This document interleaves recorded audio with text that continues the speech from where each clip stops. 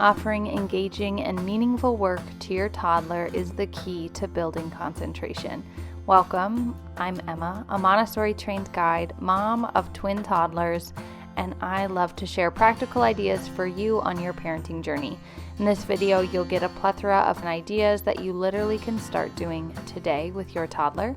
So let's dive right in. The first category of activities that I think is the easiest place to start and where I have seen the most concentration development is through pouring work.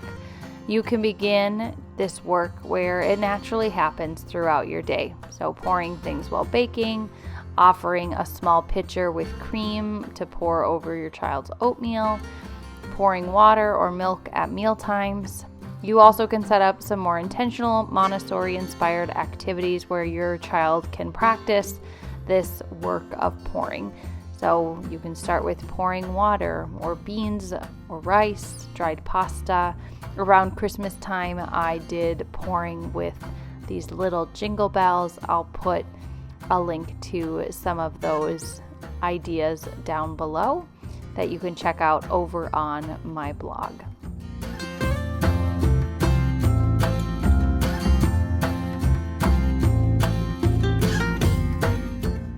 Pouring water from a watering can and watering houseplants is another really great variety of pouring work.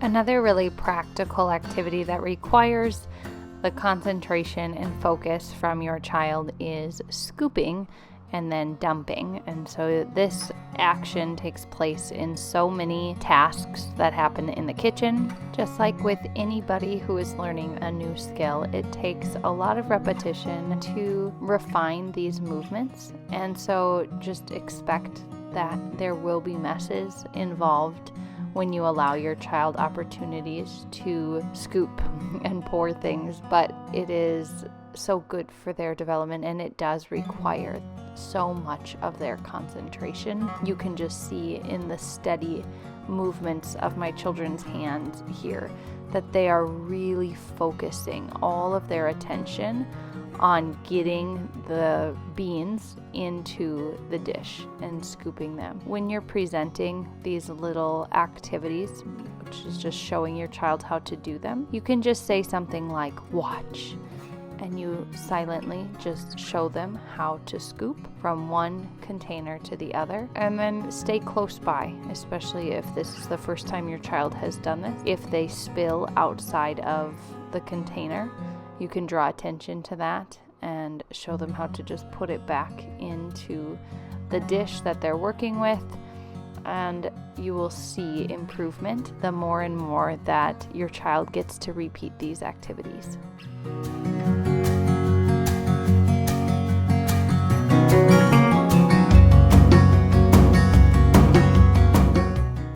The next way to build concentration in your toddler is by offering them things to peel.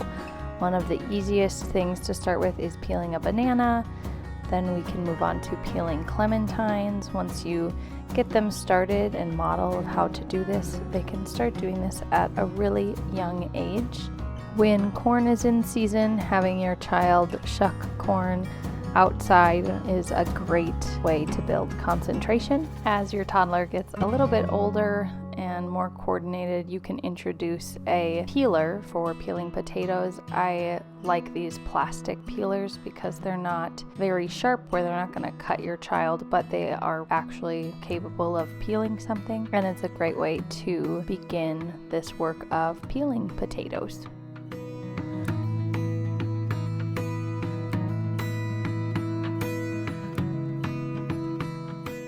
Cutting and chopping make great activities for building concentration. With practicing cutting using scissors, I've started with these squeeze loop scissors. I'll put a link down below. And just offering a ball of yarn for your child to just snip and then collect all the little pieces into a small little bowl or container. Just look at that concentration.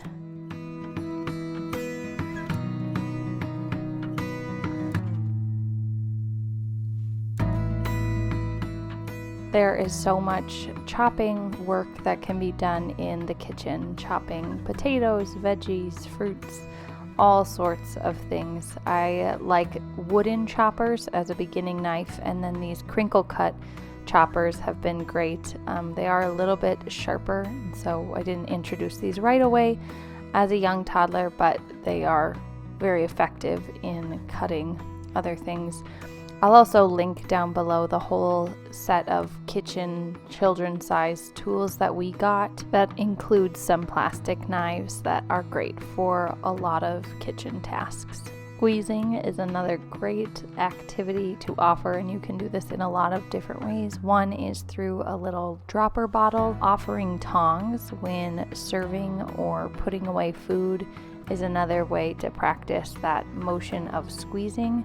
And really this is a challenging one because they're working to pick up objects with that lever of the tongs. You can set up specific activities with little pom-poms or even beans or other little objects to transfer from one bowl to another or from a bowl into an ice cube tray. These all make really great transfer activities where your child is working on squeezing. And another one you might not always think of is squeezing a spray bottle. I first introduced this outside, but more recently I've been bringing it in the house to offer window washing. So just a spray bottle and a little squeegee and a washcloth. But sometimes I'll just give them a spray bottle outside and let them spray anything and everything outdoors, and they love it.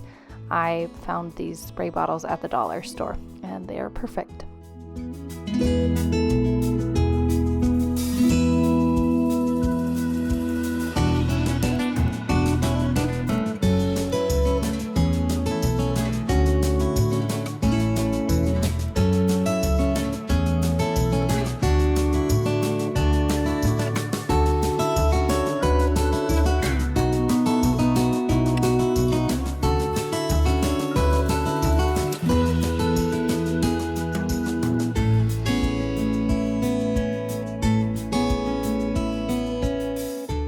Spreading is another really great way to build that coordination in your toddler. Offering these blunt spreaders are perfect. I'll put a link to some of them down below. And I have seen that this skill of spreading, at least effectively, onto toast or crackers comes a little bit later, but we can still offer these experiences. Peeling off stickers is a great way to build concentration. When you do this, remove the outer part of the sticker, just leaving the stickers on the page. It will make it much easier for your child to grab them off of the page. Another great activity that you can put together is some threading. And so you can do this with chunky beads. As they get older, they'll be able to have more coordination, and you could do this with smaller beads onto pipe cleaners. I just want to leave you with one last area, and that is the huge area of practical life. And a lot of the activities that I mentioned in this video could fall into this category, but practical life activities are just those activities in our daily life that require us to do purposeful and meaningful work. And it could be mixing or pouring or basting or buttoning or zipping or buckling. All of these movements and actions in our day become very meaningful things for our children who are learning these skills. Well, you guys, thanks for watching. I will see you next week for another video. Have a great day. Bye.